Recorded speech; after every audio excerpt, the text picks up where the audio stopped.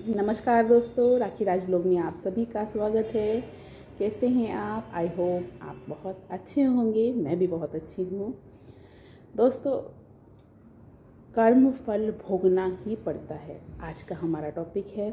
इस पर हम डिस्कस करेंगे, बातचीत करेंगे और कुछ ना कुछ लर्निंग लेंगे। दोस्तों, आँख ने फल देखा और मन में लालसा हुई कि वो फल तोड़ लूँ और मैं खा लूँ। आँख तो फल तोड़ नहीं सकती,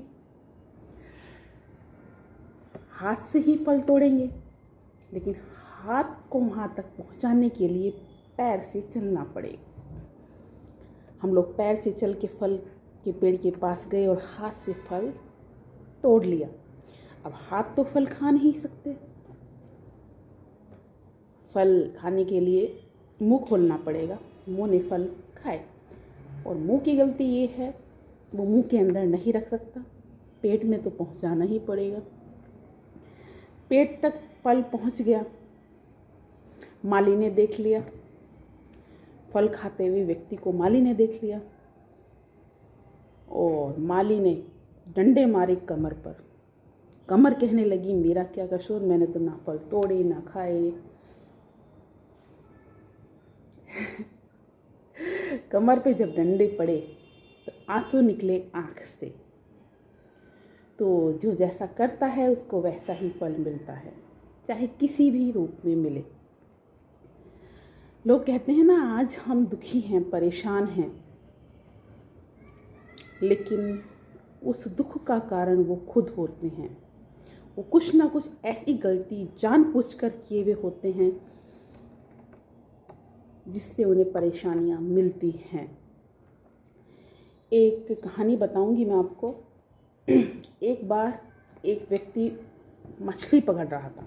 मछली को उसने पकड़ लिया, मछली जिंदी थी और वो सोच रहा था अब जाऊंगा इसको बना के खाऊंगा। अब क्या हुआ, एक और व्यक्ति आया, उसने उसकी मछली छीन ली। मछली छीन के वो ले गया। जिंदी मछली थी, मछली ने उसको काट लिया। मछली ने काट लिया तो उसको दर्द हुआ। वो डॉक्टर के पास गया। डॉक्टर ने कहा, ये तो जहर फैल गया, ये उंगली काटनी पड़ेगी, ये उंगली आपकी काटनी पड़ेगी, क्योंकि मछली ने काट लिया और इसका जहर फैल गया। अब क्या चाह रहा था, उसने अपनी उंगली कटवा दी, काट दो, पट्टी वट्टी कर दी, मलहम लगा दिया। कुछ समय बाद जब डॉक्टर ने उसको बुलाया, फिर से आया। उंगली वैसी की, मतलब घाव वैसा का वैसे। डॉक्टर कहने लगा, इतना हाथ काटना पड़ेगा वरना जहर ऊपर तक फैल जाएगा। उसने कहा, काट दो, कोई और रास्ता है ही नहीं उसके पास। कटवा लिया उसने, अपना इतना हाथ कटवा लिया। हाथ कटवाने के बाद कुछ समय बाद फिर आया वो डॉक्टर ने। जब उसको बुलाया, उसका घाव नहीं भरा, वो घाव वैसा का वैसे ही था। डॉक्टर ने कहा, भाई हाथ काटना पड़ेगा, पूरी बाजू काटनी पड़ेगी वरना शरीर से जाओगे। उसने कहा, काट दो, कटवा लिया। घर आया, किसी ने कहा, भाई क्या हुआ, किसी के साथ कुछ गलत तो नहीं कर दिया? याद करो, किसी के साथ कुछ गलत तो नहीं किया आपने, जो बार बार एक उंगली में काटा, आपको हाथ कटवाना पड़ गया? मछली ने। उसने कहा, हाँ गलत तो मैंने किया, मछली किसी ने पकड़ी थी, मैंने उसका हक मार लिया था, उससे ज़बरदस्ती छीन कर मैं मछली ले आया। मछली ने मेरे हाथ पे जो काट लिया था, उसका हक मैंने छीन लिया। तो उसने कहा, पकड़ उसको, ढूंढो उसको, उसने क्या बद्दुआ दे दी, क्या श्राप दे दिया जिसकी वजह से तेरा हाथ सही नहीं हो रहा, ढूंढ उसको। वो ढूंढने निकल गया, इधर उधर ढूंढ रहा है, परेशान है, लेकिन एक जगह वो आदमी उसको मिल गया। उस आदमी से पूछा, भाई साहब आप कोई तंत्र विद्या तो नहीं जानते? आपने क्या बोल दिया, क्या बद्दुआ मेरे को दे दी, क्या श्राप दे दिया, मैं तो अपना हाथ गंवा बैठा। उसने कहा, मैंने कुछ बद्दुआ नहीं दी और ना ही मैं कोई तंत्र विद्या जानता हूँ। जिस टाइम आपने मेरी मछली मुझसे छीनी, मेरा भोजन मुझसे छीना, मैंने ऊपर आसमान में मुँह करके कहा, आज ये मुझे अपना बल दिखा रहा है भगवान, मैं नहीं दिखा सकता, आप इसको अपना बल दिखाना। मैंने इतना ही कहा। तो इस कहानी से का सारांश ये है कि जो जैसा करता है उसको उसका फल ज़रूर मिलता है। आज नहीं तो कल ज़रूर मिलता है। ना तो कभी किसी का हक मारिए और ना ही किसी के साथ गलत कीजिए। जैसा करोगे वैसा ही फल मिलेगा। कहते हैं ना, जैसी करनी वैसी भरनी, गाना भी है, मूवी भी है, जैसी करनी वैसी भरनी।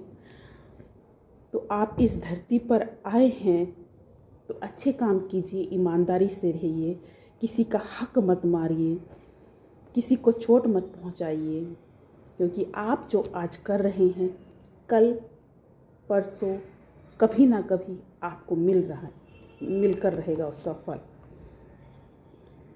दुख का कारण आप खुद होते हैं, परेशानियों का कारण आप खुद होते हैं, क्योंकि आपके जैसे कर्म होंगे भगवान वैसा ही आपका भाग्य बनाता है। एक और बात मेरे ध्यान आ रही है, मैं आपके साथ शेयर करना चाहूँगी।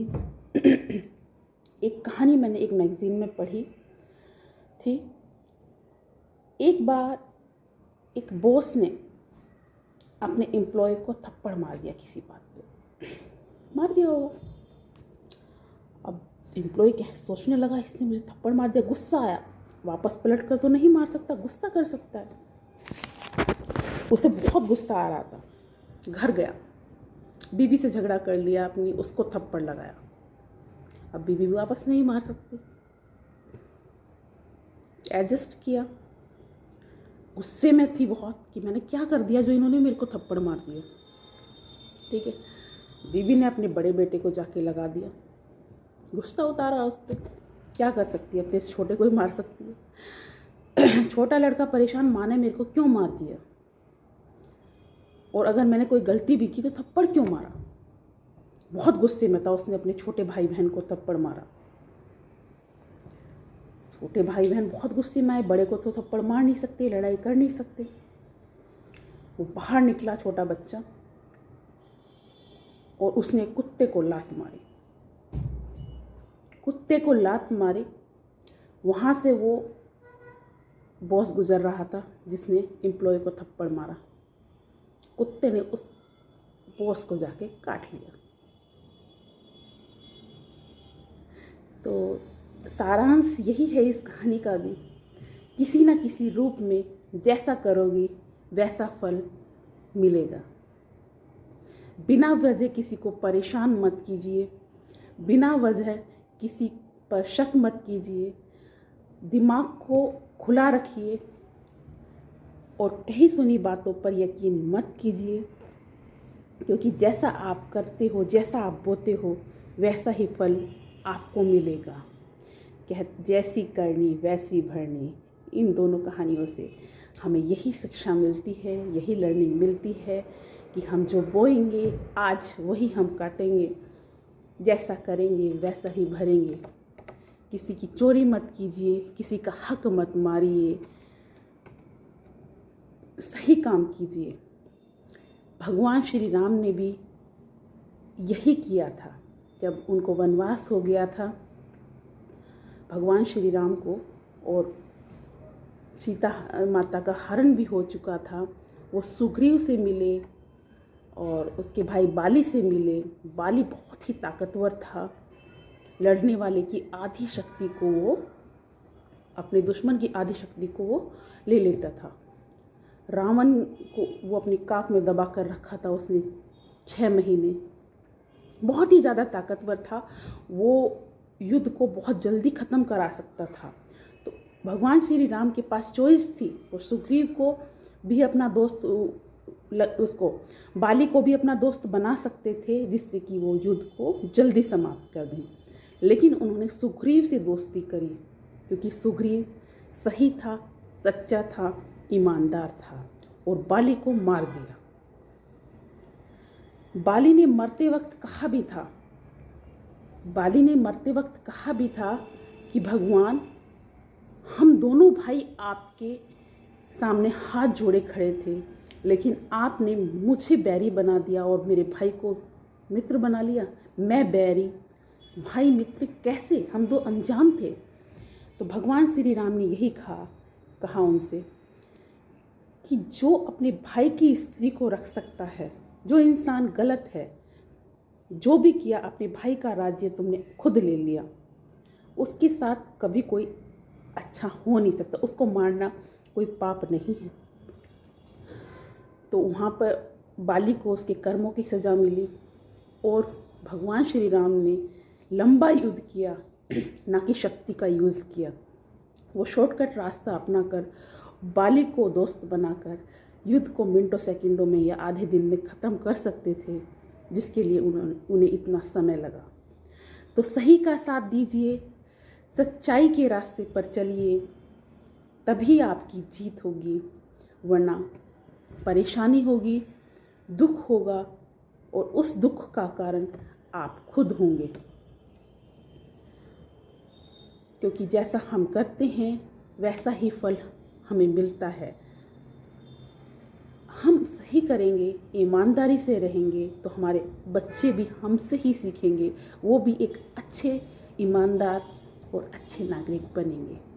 तो अपनी आने वाली पीढ़ी को भी सिखाने के लिए सच्चाई से और ईमानदारी से और अच्छे काम करते रहिए, तभी हमारा सभी का भला होगा और समाज अच्छा बनेगा।